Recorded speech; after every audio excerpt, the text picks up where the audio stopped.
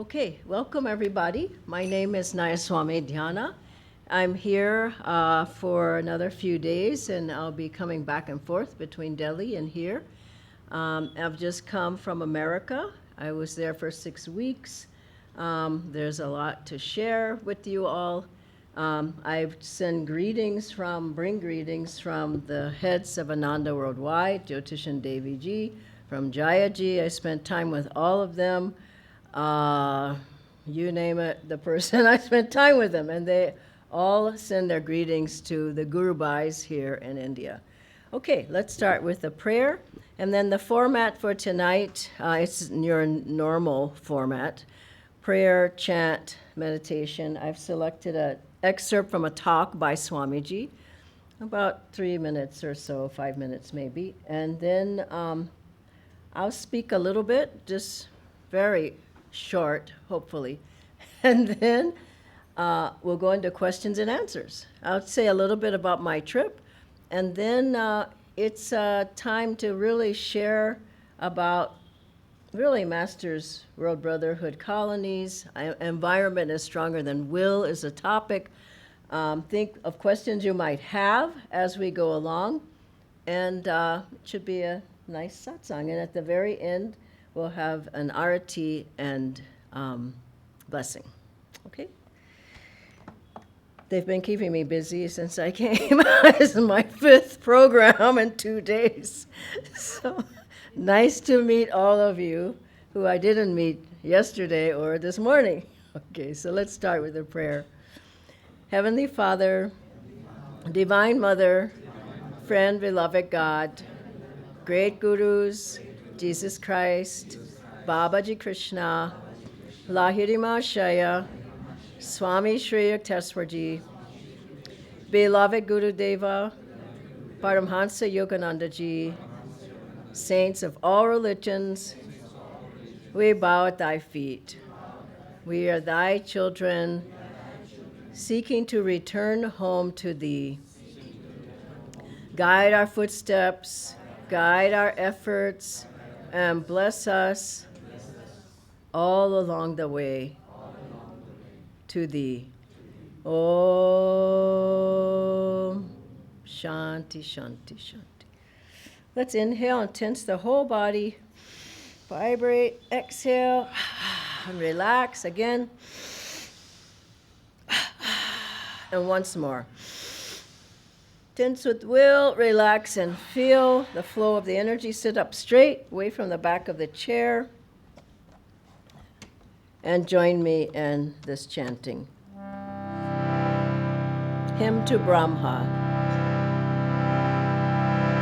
Brahmanandam Parama Sukhadam Kevalam Jnanamurti Dvandvatitam Gaganasadrisham Tattvamasya Ekam Nityam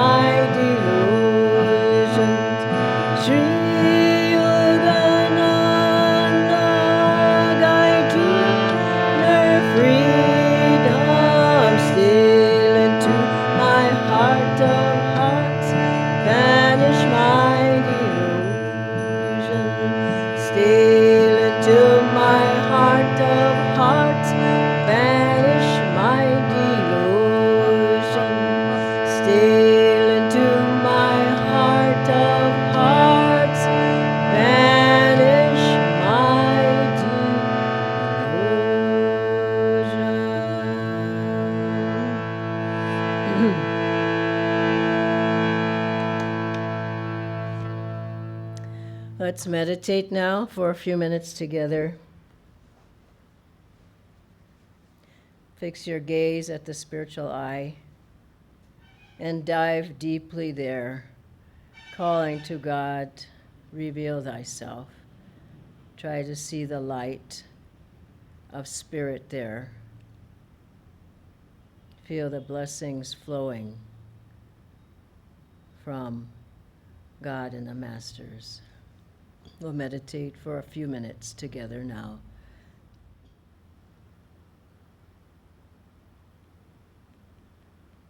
We'll close listening to an excerpt from a talk by Swami Kriyanandaji on communities.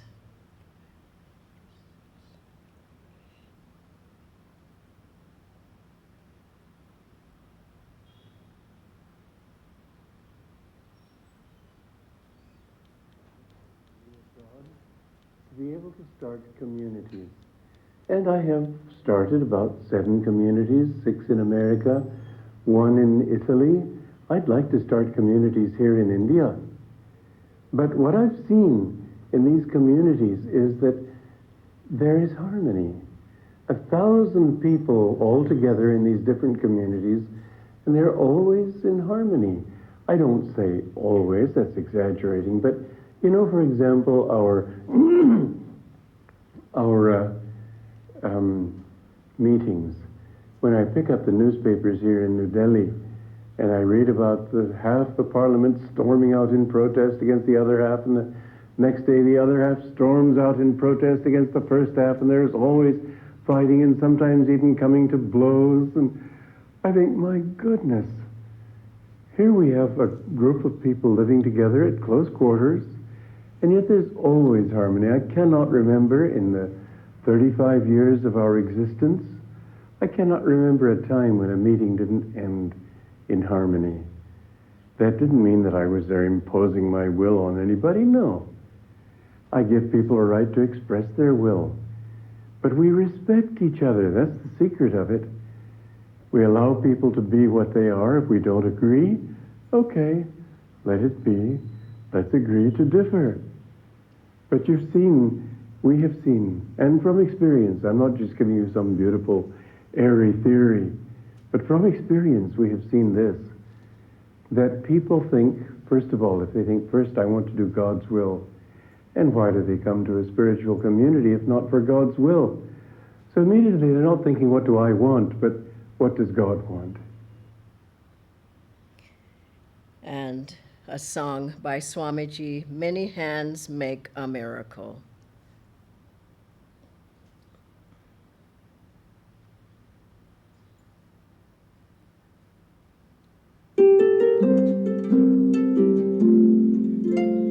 Many hands make a miracle. Let's all join hands together. Life on earth is so wonderful when people laugh and dance and struggle as friends. Let all their dreams achieve their ends. Many hands make a miracle. People climbing together. Soon we reach to the pinnacle of every mountain peak we hazard as one. We lift our hands to welcome the sun.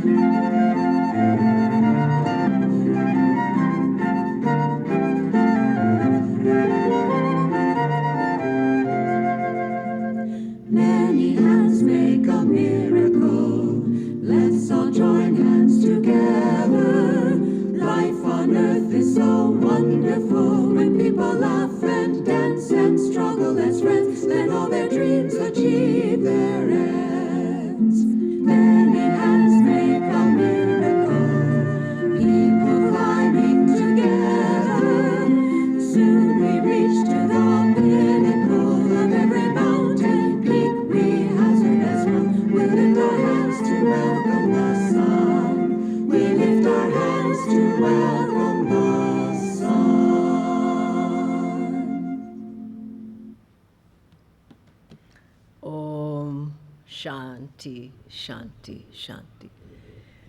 It's a joy to greet you all. I'm hoping you can see me from where you are, and I don't need to stand, but I can stand. If you can come up to the front if you would like. There's plenty of space on the floor if you'd like to join up front as well. This vibration of joy. Hello, some of my wonderful friends are here. Oh, well. Good. This vibration of joy that you feel from the music, you feel from Swamiji's voice, you feel when you come into this center here, you feel from the music, you feel from the books, you feel from the chanting, you feel from the classes you come to, you feel from the satsangs, you feel from everything is been created by our gurus as an environment of spiritual growth. And so look what Swamiji provided for all of us so that we'd have that aura of protection of the masters around us.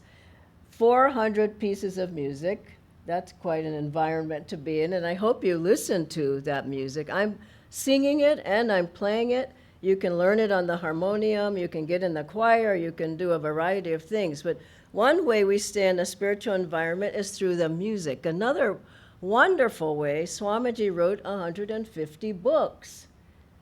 That's a lot of books to read. But as you read the books, you open a page, and we're going to do a book launch this evening, in fact, but there's a light, there's a vibration coming out of these deep spiritual teachings of our gurus, masters' lessons and teachings, and Swamiji used the books to show that masters' teachings can be applied in any way, in relationships, in success, and family life, and cooking maybe, and success, and in business, and everything. And so from one spoke, you could say, from the hub of the wheel, he created so many ways, wrote in so many books, so many ways that we can apply the teachings. That's another way of creating an aura around you, a good environment, by reading and studying the books. I read a couple of them every day, a little bit in the morning, a little bit in the evening, and you will find that as you just open any page and ask, Master, ask Swamiji, help me through this writing, you will find guidance there. So the music and the books, and look at the center that we have, the places you can come into for a positive environment. Wow, that's saying quite a lot. And there's centers, all Ananda centers, not just around India, worldwide. I just have come from a conference of the leaders of all the worldwide places. You can go to Italy, go into the temple there, same altar, same vibration, same music, same books, but in Italian.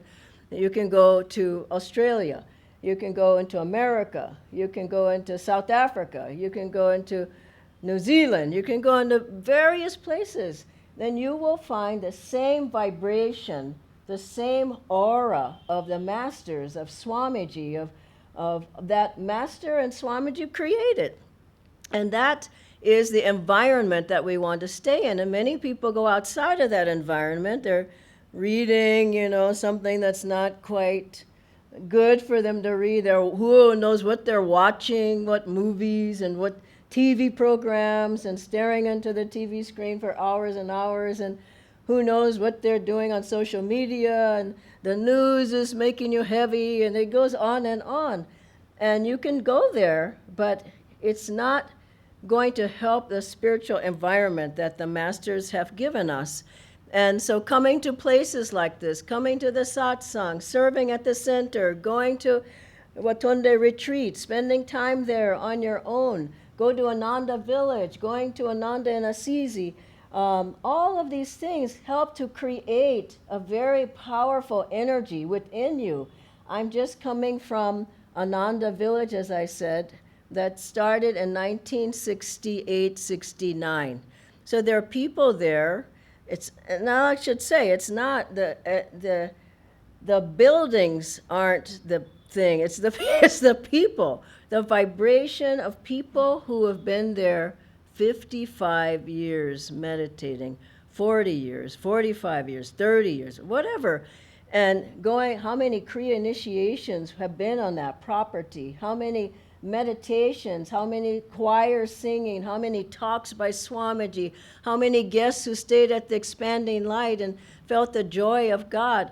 That place is permeated with the vibrations of God and gurus. And surely masters, maybe all of them, have visited there. How do we know? But we have heard from at least a couple of people that they saw Master there.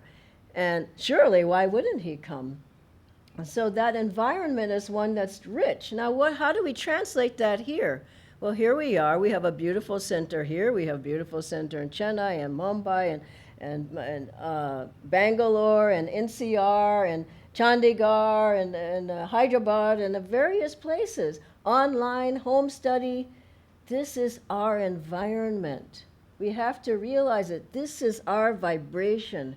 And you can try to go somewhere, and your office party, for example, is just not quite the same, is it? You can try to go to the mall. It's just not the same, is it? And you can try to go anywhere around. It's coffee shop or whatever, and a hotel, and it's just not ours. Thank God for Master finding us and Swamiji creating places and writing books and writing music and touring around and teaching and sending people around who can help us in our spiritual lives. Thank God, because it's not easy out there. You try to go out there, and I remember when I'm seeing some younger people here, when I was going to college, I thought everything, okay, I get the degree and I'm set for life. I went to a good school, UC Berkeley, and I got out of there, thank God, by God's grace, in psychology. And I had always had good positions. I had everything. People said, if you get these things, you'll be happy. I had a nice place to live. I had a nice car. I always had friends, I always had a lot of energy. And what happened? It didn't work. There was a big hole. There was something big missing. I was 21 years old, and I just thought, the rest of my life is going to be like this. This is boring. Boring. And I knew there were people like me. I knew there was something else. I knew there was something big that I was missing in my life. And just one night, I just prayed to God, and I'm sure you wouldn't be here if you hadn't done some prayer. Prayed to God for help. I lived in South Central Los Angeles, very rough area. Nobody was meditating in those days. I mean, this was 1972, 73. I was alone. But I knew nothing about karma and reincarnation and the gurus in India. It was like really not. I knew nothing, but I knew something, because it was vibrating within me, and then Master's energy was pulling me like a magnet. I didn't know anything. You all were grown up with this, with different saints and masters and all. I didn't know anything. But you know what happened? As soon as I put that call out for God, I didn't know guru. I didn't know what guru meant, but I called for God. If there is a God, I want to know. And I'll just never forget. The very next day, the answer came. I think that was my first answered prayer. And I was working with my kids. I was in social services and psychology, so I was buying the kids some things in the store. And at the checkout, there was a little book that said meditation.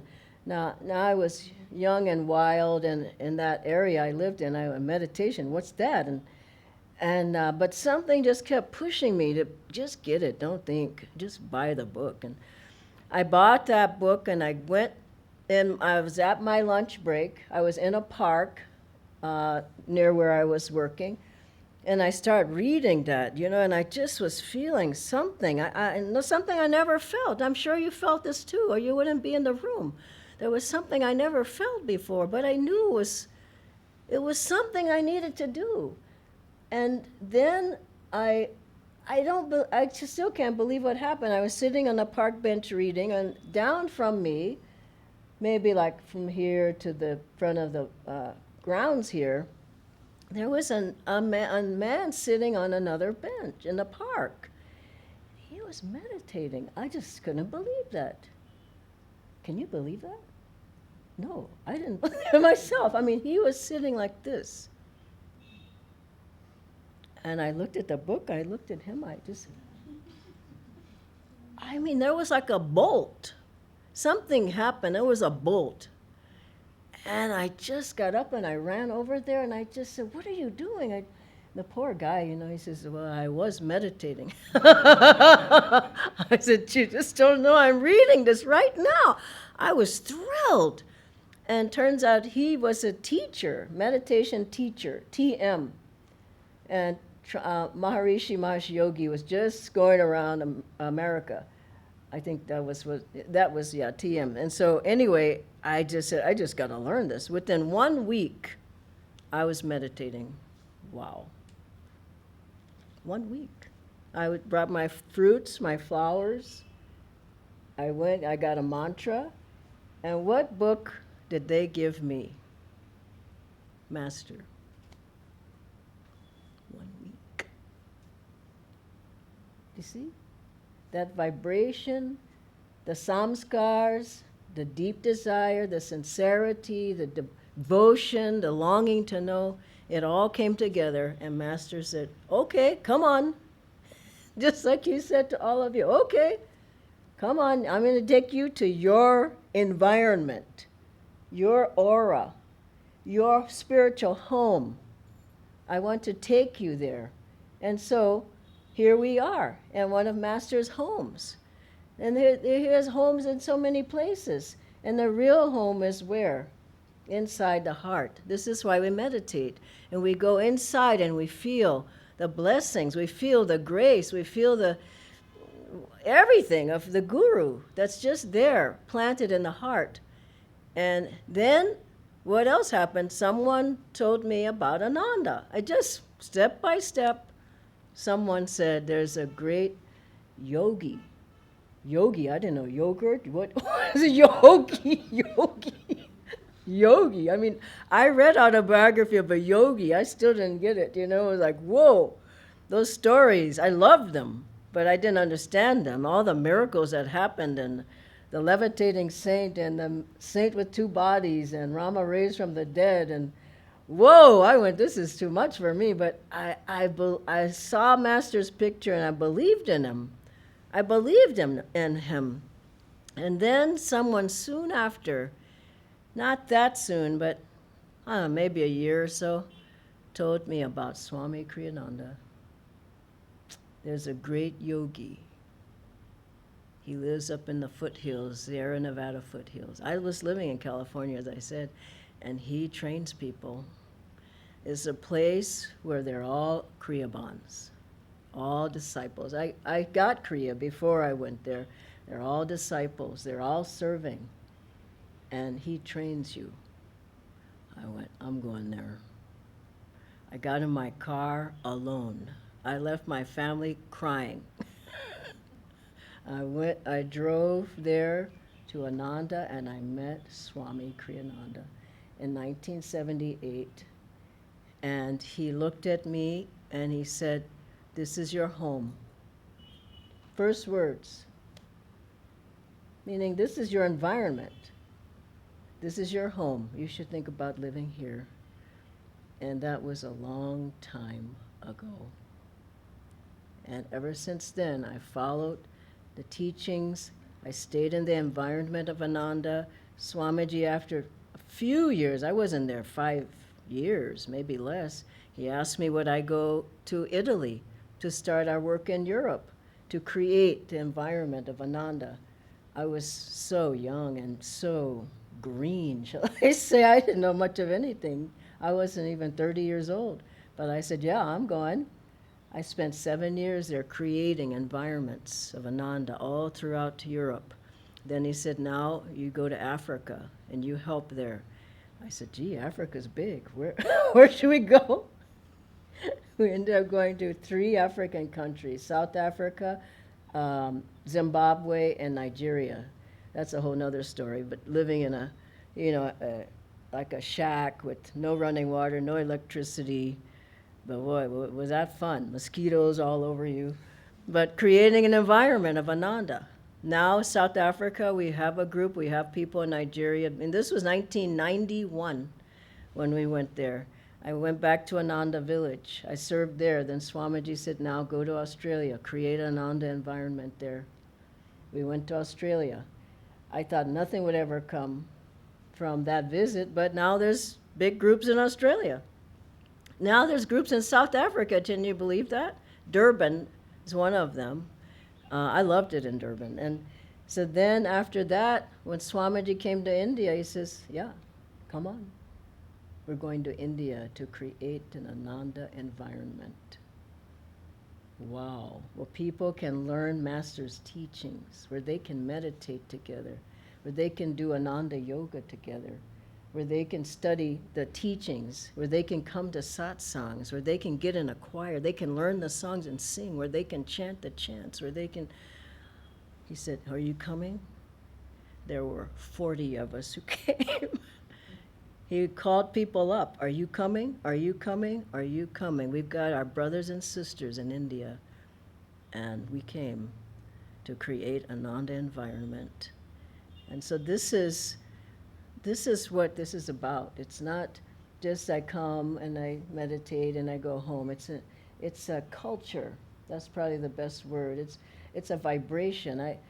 I was with a friend. I told some of you this earlier. We went to in America in Grass Valley near Ananda Village. We went to get some lunch, and it was a falafel, Middle Eastern falafel place. So we were just standing in line like everybody, and a lady in front of us. I mean, I wasn't dressed like this, and my friend, she was even less distinct, and we weren't talking about Ananda. We didn't have a badge about I'm Ananda or anything. The lady turned around. She says, are you from Ananda? And we said, yeah, we are. She says, well, you know, I've seen the choir on YouTube, and you look like them. Isn't that beautiful? I mean, you have the energy of them. It wasn't like you look like them, but you have the same energy. And we said, yeah, why don't you go up there? And so then people, you've heard about, there were 800 people every day for some weeks going to Ananda village because of the environment to see 20,000 tulips. Swamiji saw that years ago. He said there will be busloads of people. There were busloads of people coming to see the beautiful gardens at Crystal Hermitage, beautiful flowering trees, all kinds of flowers, and 20,000 tulips. And this man told me this Guru Bhai there. He said, you know, Dhyana, I was going to this a physical therapist in town, and every time I would go, the physical therapist would say something negative about Ananda. Or, you know, people get negative. And he said he just kept praying for the guy. And then the guy came out to the tulips. And the guy said, he told him, he said, you know, I saw the gardens, and they're beautiful terraced gardens of several acres. He said, I sat there and I tried to find something negative to say, and I just couldn't. And he apologized. He said, I'm so sorry. Whatever you all are doing is right. He said, I tried, but I just couldn't be negative because of the environment. And so we have a very blessed life. I'll end with that, just to keep in mind, it's not by chance. We probably were with Master before, with Swamiji before, with each other, and Guru Bhais before, practicing meditation before, serving, helping people. We have been offered a very beautiful life and a very high birth if you come into this environment and this vibration with these masters. It's not a light birth. It's one of serving God, of seeking God, of helping, of studying, of helping Master's mission. And I join with you all in that. You know, someone asked me, was I going to spend the rest of my life in India? And they asked in a different way that I won't mention here. No, but you get the feeling like, are you going to be there the rest of your life? And I just said, how do I know where God wants me? But I'm happy in India. You know, India's my home now, and I visit America. And what would we want besides what our gurus want for us? And so all of us have some way that we can help create these beautiful places of Ananda. And I'm with you 100%. So God bless you all. I'm just happy I can come back. And I'll be staying in Pune for quite some time. I'm going to leave for a little while, but then I'll be back in about 10 days to the end of the month. And then every month until Aditya Ji comes back, I'll just be coming for a few weeks at a time. Besides, it's so hot in Delhi, it's unbearable. I mean, that's the real reason. I can't take it. So I'll be seeing you here in the monsoon time. I talked to Jayaji too, and he says, Dhyana, you're going to just love the monsoons in Pune. He said, that was one of my favorite times. Nice and cool, everything green. And so, yeah, I'll be with you. So God bless you all. And if there are any questions, Bhavani, you have a question. You had a question, right? So if there are any questions, please go ahead.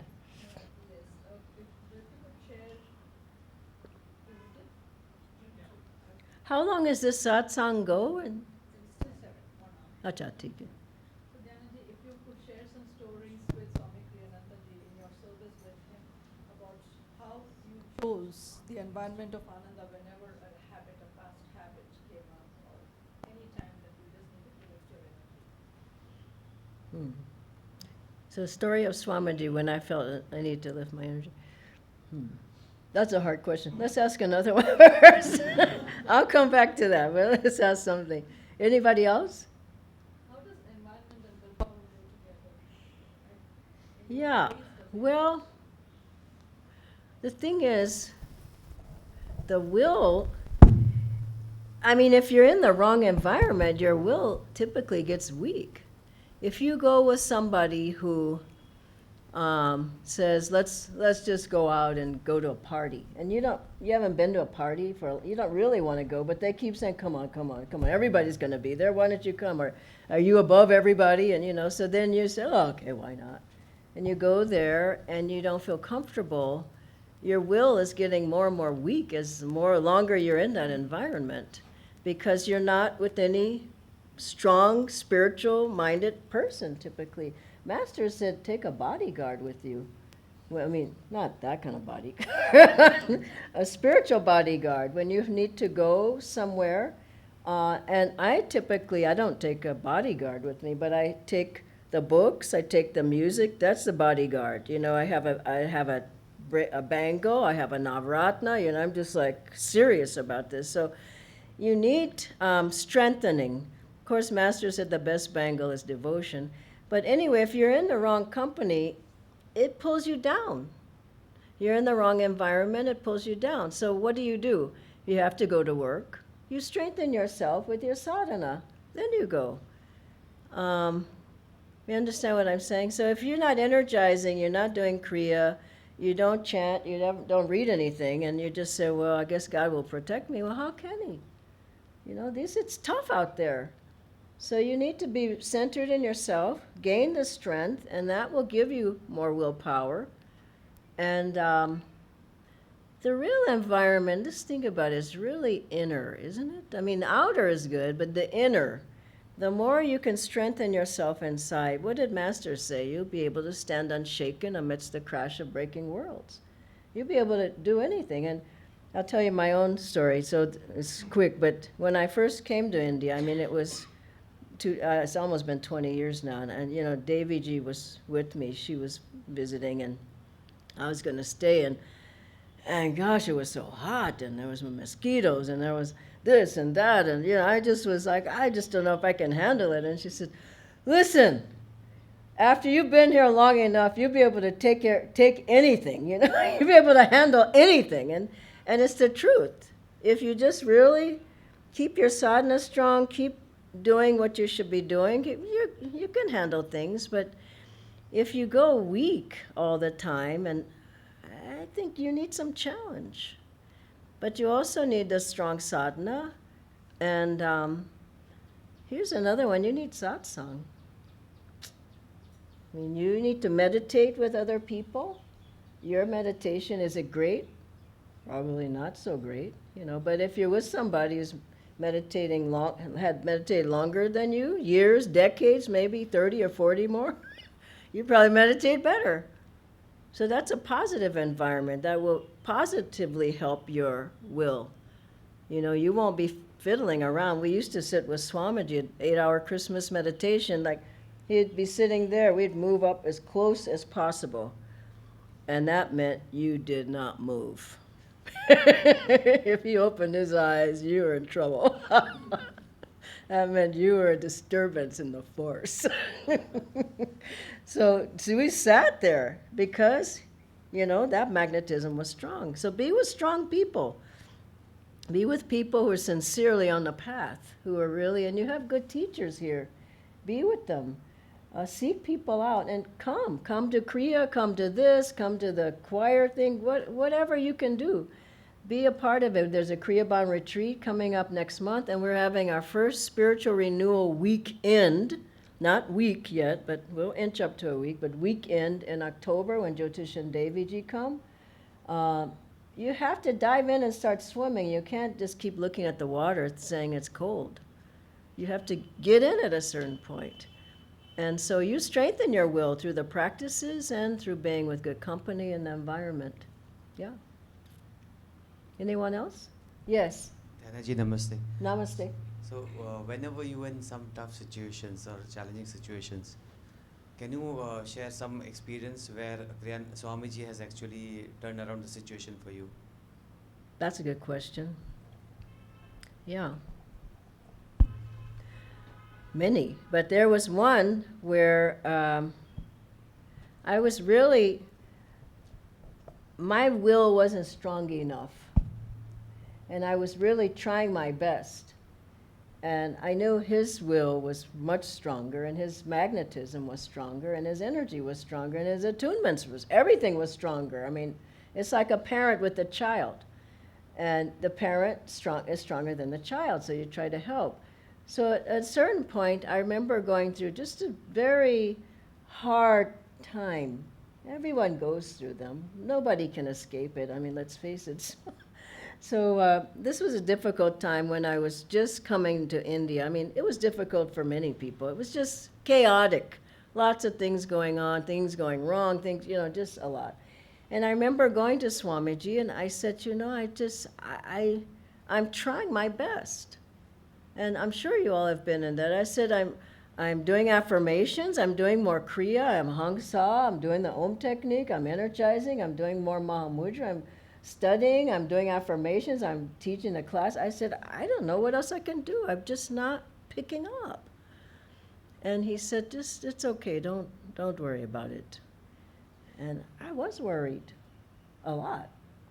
But I know his words kind of comforted me. And then I left him. It was just the two of us, and I left him. And that night when I went to sleep, I mean, I slept like normal. The next morning, it was gone.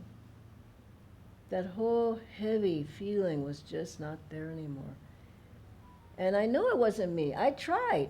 I've tried with all my willpower, but it's like a child with a big bicycle trying to push it, and, you know, it just can't do it. So the parent comes along and says, okay. So, you know, he came along and just helped.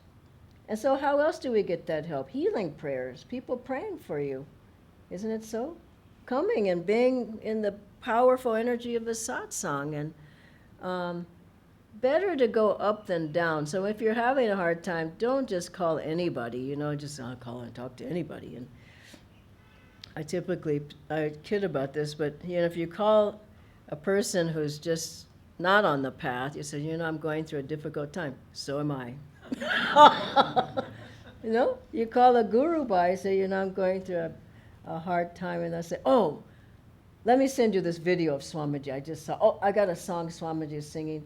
I just read something in one of the books. I'll take a picture, send it to you on WhatsApp. Or let's take a walk. Oh, yeah, there's a kirtan. Let's go to the kirtan. They're looking for a solution, not me too.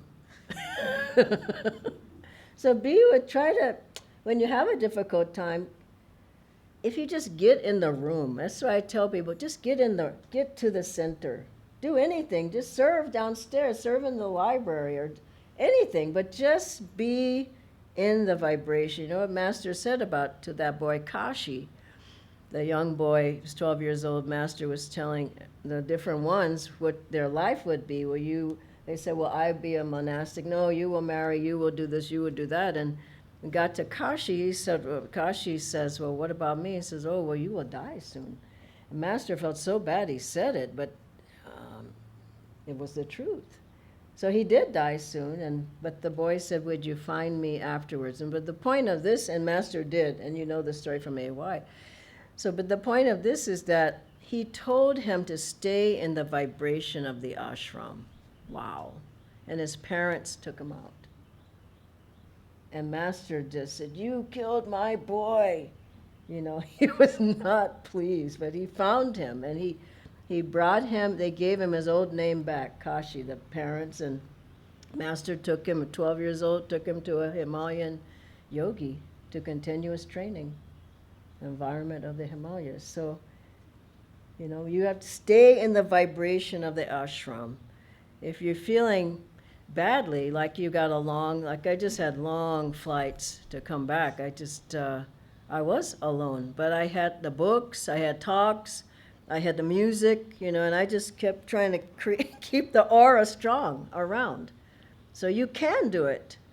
You'll find that the other thing, chanting Om Guru, asking Master, you travel with me, you go to the job with me, carry a picture of Lahiri Mahashaya with you, put it in your car, put it in your desk, you know, all of these things. Wear your mala. This is all keeping you in the environment, isn't it so? If you go out there and you're just totally vulnerable, it's not so easy, no? And then when you can get back here for a dip, and then you're strong again. When I was at Ananda village, I was at the Crystal Hermitage where Swamiji was. His apartment was downstairs. I was upstairs, and I stayed there for 6 weeks. I'm telling you, I only went away from there for 3 days in 6 weeks. I just took it in. I just recharged myself. I just rejuvenated myself. I just basked in that vibration. So you have that here. And you'll find that it'll always help you. Yeah. Others? I am new to the path of Kriya. I just completed my level 1, but I'm happy that I'm part of Ananda Sangha. Yes. And I just want to know that is it universal? I mean, irrespective of age, caste, or creed, or however Kriya we are doing, or is it just basically devoted to Hindus or something, like just Christians, or how it is, or should it is mismatch, or if some beliefs are different, then how to balance it? That's what I feel. Do you understand that question? It's a part of Kriya. It's for everybody. It's for everybody. Yeah. Have you read Autobiography of a Yogi? The book? Yeah, you'll find there in the chapter of Lahiri Mahashaya, he gave Kriya to people, all types. So yes, it's for everyone. It's for everyone. Yeah. Welcome. Not yet. We're in above. So what else? You had a question? Somebody else? Yes. Nobody Say it asked loud me. enough. Yeah, I'll take advantage of since having mic in my hand, so I can ask it. So my question is how to go deeper into the Hongsa technique and focus over here. So I'm not going deeper in the Hongsa and not able to concentrate more in the spiritual. How long have you been doing it? Maybe 4 or 5 months. It's been more than that. 4 or 5 months. Yeah. brother, you need time. Yeah, like at least I need to get on that. Like while taking a breath, I should know breath is going up and going, at least coming down. So I'm not able to focus even on that breath. With Hong Sa? Yeah, with Hong So space. I would say get a review and give yourself some time. And watch your diet, watch social media, be careful. Don't stay on too long. Don't watch too much TV, movies, and don't eat too much sugar. And then the poor guy, he's not going to ask any more questions. Yeah, and I've seen you here a lot, so just keep coming. It does get better and better and better, honestly. I can say so from my own life. It doesn't get worse and worse and worse. It gets better and better. You meditate better, you have more energy, you have more magnetism. I take the photographs of the people who were taking the Raja Yoga when I was serving in Gurgaon. So with that time, we had 3 months on Raja Yoga, every week, just... So I was the instructor then, and so I took the picture of the people the first day and the last day, and I showed them their face. I said, "Look at your face. Look how much better you look." I mean, even for you all, look at some of your old pictures. It's scary. You could scare yourself by looking at your old pictures. Really, and once you start meditating, energizing, you're with good company, you have good thoughts, you have reading good books, you're coming around, you're serving. They're blessing you. And so you're set to go, you're set for a success. You just have to keep going. It's a long road, but it's a good road. And it's joyful. You might hit some bumps, not might, you will, but still, like Swami Sri Teswarji said, that to be on the spiritual path, there's no need to disfigure your face. So you see people like, oh my God, my Kriya. It's just, where's the joy? There should be joy. There's joy in the Kriyaban's eyes. There's energy, there's light. No. So, yeah. Go for it. I'm just trying to think of any way else to add to that, but I think you can do it. Just come around more and take your time, yeah. I asked my music teacher, I'm learning the Esraj, so I have a great teacher, but I just said to him one day, I said, it just sounds so bad. It's just terrible. And he's like, he's been playing for 35 years, so I said, it just sounds like a cat that's screeching and screaming, The stringed instruments, they screech, if you don't play right. I used to play the violin, and I brought the violin home from school because I didn't own a violin. Every time my parents, oh no, not the violin.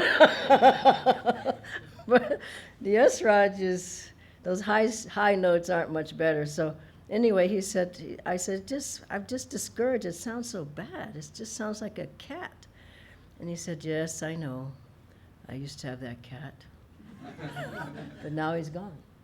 He said, he'll go away. Just keep practicing. And he said, what you need is time. It's the truth. So you need time. There's no quick fix.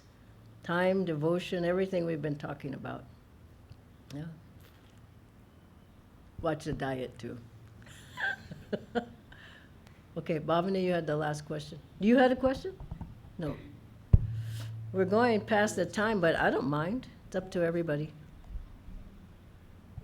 If one has a habit of complaining. Oh my God, that's not you. What would be one suggestion that you have? Be with positive people. That's one thing. Like, Swamiji didn't allow us to complain. You start going down there, he'll just give you something to do. He always would find something for you to do instead of listening to this long, drawn-out story. Would you help me with this? And then what would that do? Lift the energy. So find things that just will help lift the energy. You can't beat seva. When I found myself in the Sangha office in America, I served there, and anytime I felt my energy was not high enough, I just pick up the phone and start calling gurubais. Hi, how are you doing? Because I was serving in that office. How's your meditation? How's your family? Okay, next one. Hi, how are you doing? Hi. Every time my energy was getting higher and higher. And then it would go away. So it's not something you want to sit there and think about it. Analysis is paralysis. That's what Larry Mahashai said. So you're just thinking about it till you just think yourself into a stupor. So the point is act. Find something to do. Find something to do that's not just like my dear friend Devisha. Would you mind standing up? She's my friend from years, and she serves in the Ananda, in the Paramahansa Yogananda Public Charitable Trust. We serve 3,000 widows in Brindaban who have nobody. And Devisha is a big part of that.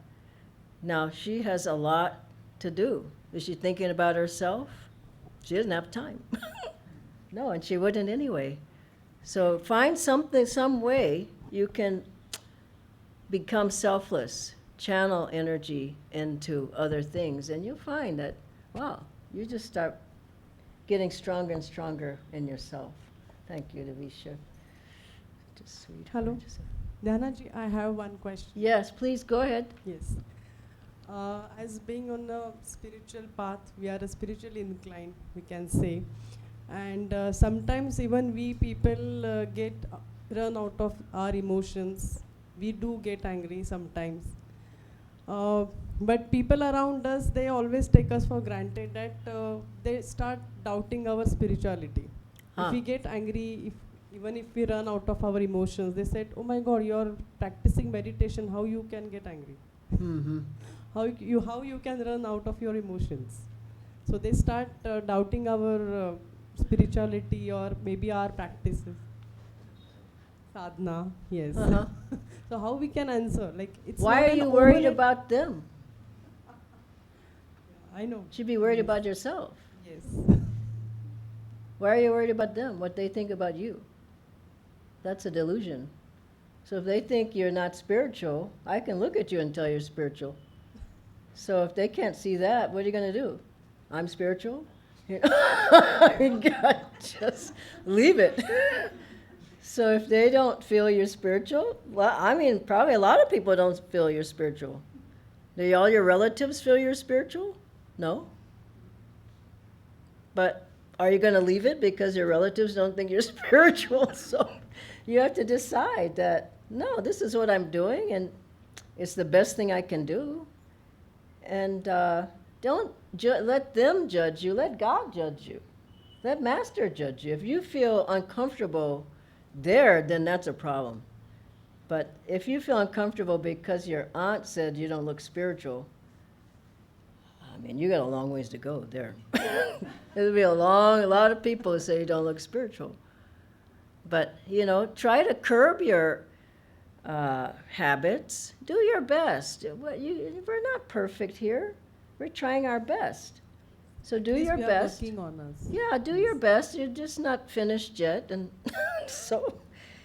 But don't get discouraged. The thing is, what does discouragement do? It drops the energy. I'm discouraged. You can't help anybody. You can't help yourself. You're discouraged. So maybe you get worried too much. Maybe you get fearful too much. There's a long list there. Maybe you get angry. Maybe you eat too much. Maybe you sleep too much. Maybe, there's so many things. So what are you going to say? Oh, I'll never find God. You just have to. I just have found that I can't do it all myself. Nobody can. That's why we need God's grace. That's why we need the gurus. Even Master said, you can only do 25%. 25% he's giving you, lots of his good karma, 50% is God's grace. So just do your best and don't, really, if you're going to go by what everybody out there thinks of you, you're going to have a long, hard path. Go by God and Guru and what you feel in your heart. And try your best to change your attitudes. But it takes a long time. There was a woman who came to Master who would always complain about there was a surgery she had. And she said, huh? Yeah, so every time she come for an interview with Master, he'd say, well, how can I help you? That's surgery. It was terrible. So then finally Master said, well, when was the surgery? 20 years ago. He said, 20 years and you're still talking about it? You're still getting operated on every day? So don't hang on. Leave it. And when you come here, you come for blessings, you come for Kriya, you come for a purification ceremony. Leave a different person. Don't take, okay, where's my backpack? Put it back on and leave. Just say, no, no. No, affirm it, even if you don't know if it's true. Affirm, I'm a better person. Affirm it. You know, and then as you affirm more, it begins to happen more. But you've got to really want it. You can't be sitting on the sidelines with hopes. You guys are strong people. You know, you can do it. There's light around you, so just don't let anybody tell you that. Who are they?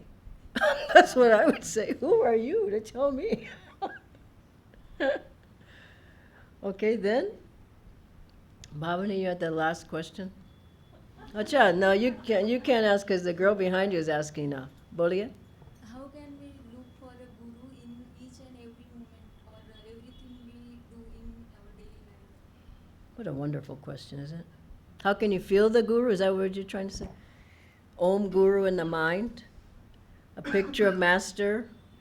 After you meditate, ask him to be with you all day. Take a book, one of his books with you and read something during the day. Meditate midday if you can. Music, the chants, his voice, his pictures, everything's on Google. I mean, there's so much you can access these days. But you have to, one thing, remember. You have to remember to do it. You know, you can have everything set up and you never do anything. There's so many distractions, but you've got to remember. And,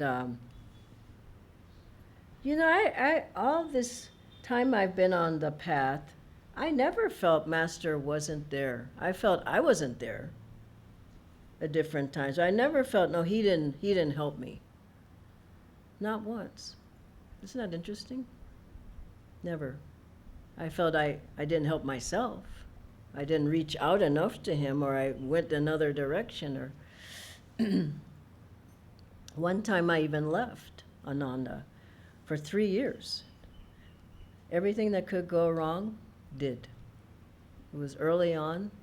You know, I thought, well, I can do it by myself now. I got the tools, I've got everything, and I'm just going back home. And I remember I had a big picture of Master, like this kind.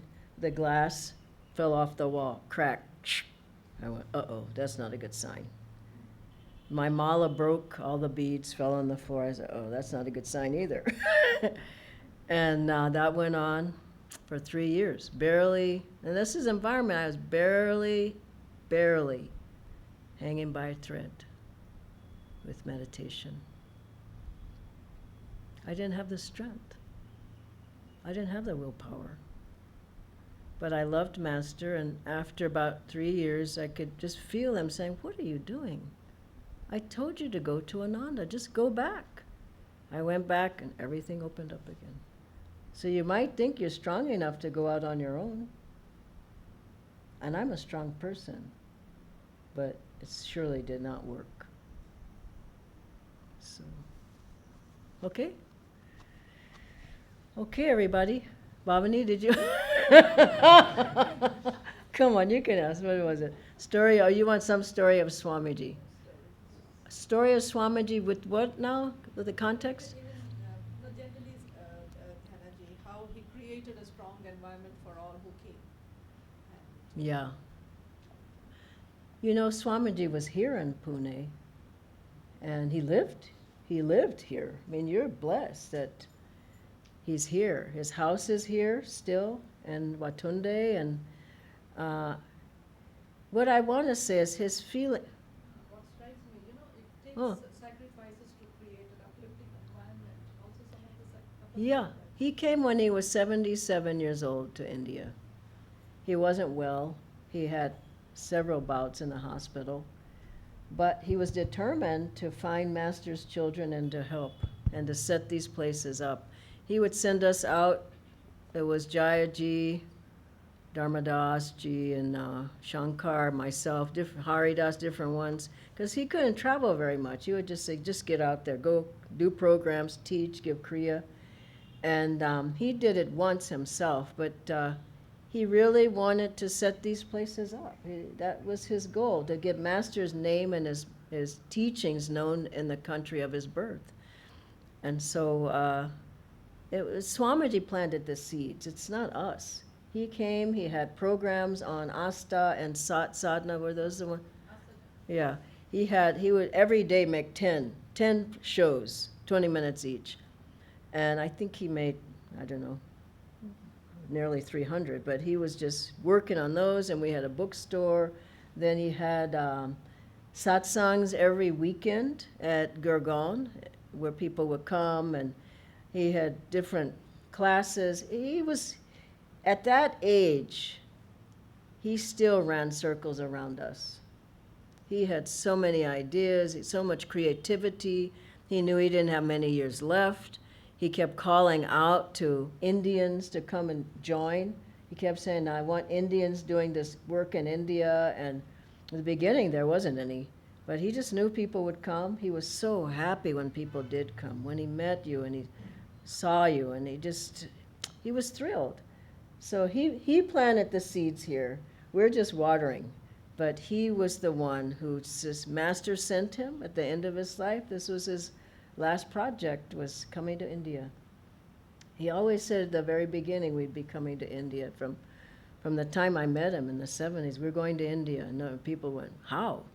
But it happened. Now look at everybody, look at all the centers, look at all the work, look at the Brindaban, look at the orphanage work, look at everything, the education for life. It's all seeds that Swamiji planted, and it's thrilling to be here. I wouldn't want to be anywhere else. This is the forefront of the work of Ananda right now. India.